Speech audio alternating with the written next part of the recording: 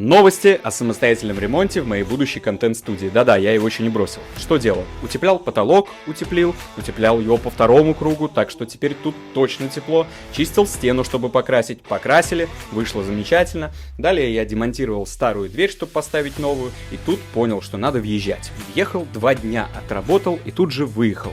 Потому что начался достаточно грязный, кропотливый этап установки гипсокартона. На самом деле тот еще квест. Но самое главное, дорогие друзья, это то, что я не теряю веру в себя, и все получится.